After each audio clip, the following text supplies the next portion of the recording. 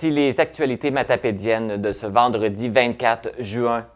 En ce jour de la fête nationale, plusieurs municipalités ont organisé des activités pour souligner cette journée. Ce soir, à cause abscale, le député de Matane-Matapédia, Pascal Bérubé, prononcera le discours patriotique. Il s'ensuivra d'un hommage au drapeau.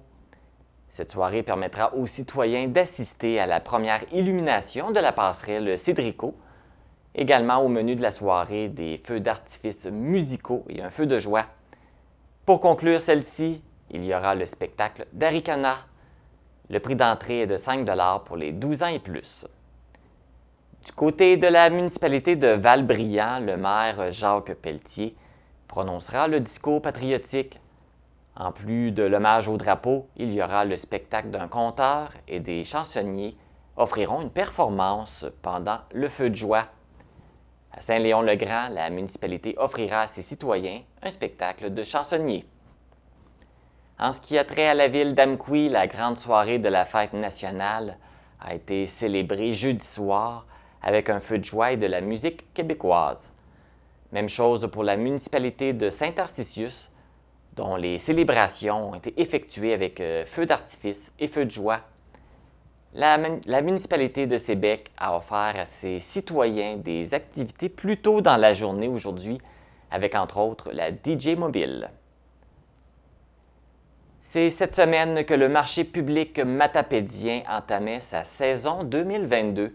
Pour cette édition, le marché accueille de nouveaux producteurs et transformateurs agroalimentaires. Un prêt-à-manger est également de retour sur place. Le marché public matapédien est ouvert à tous les jeudis de 16h à 19h, du 23 juin au 22 septembre. C'est un rendez-vous au 657 route 132 à Amqui. Mardi dernier, la Sûreté du Québec a reçu un appel d'urgence. Un homme est tombé de son embarcation dans la rivière Matapédia à la hauteur de la municipalité de Sainte-Florence. L'individu a réussi à retourner sur la berge par lui-même et a été transporté à l'hôpital pour un début d'hypothermie. Par chance, l'homme portait sa veste de flottaison. C'est samedi dernier, le 18 juin, qu'avait lieu la première édition de l'Aretna Cross Amqui. L'événement a remporté un énorme succès. Tous les billets pour assister à l'événement ont été vendus. Les coureurs présents ont vécu une expérience unique et ont offert des prestations qu'on se rappellera longtemps. Félicitations aux deux jeunes instigateurs du projet, Mathis Langlo-Bourgeois et Maxime Paradis.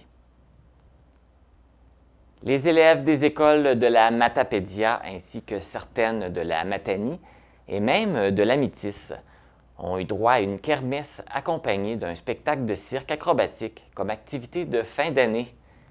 Cette activité a été organisée par Marie-Noëlle Gagné, enseignante en éducation physique à l'école primaire de Sébec. L'événement s'est tenu du 15 au 17 juin à l'aréna David Pelletier de Sébec. C'est plus de 1300 jeunes de la région qui ont pu profiter de cet événement. Le spectacle a été offert par les artistes du cirque Kikas, qui ont déjà fait la première partie du Cirque du Soleil. Cette activité a été rendue possible grâce à la collaboration des parents, des enseignants et de 42 commanditaires. Les policiers de la Sûreté du Québec intensifieront leur intervention sur le réseau routier à l'occasion du long congé de la Fête nationale du Québec qui débutait hier jusqu'au 26 juin. Les policiers cibleront particulièrement la vitesse et la capacité de conduite affaiblie par l'alcool ou la drogue.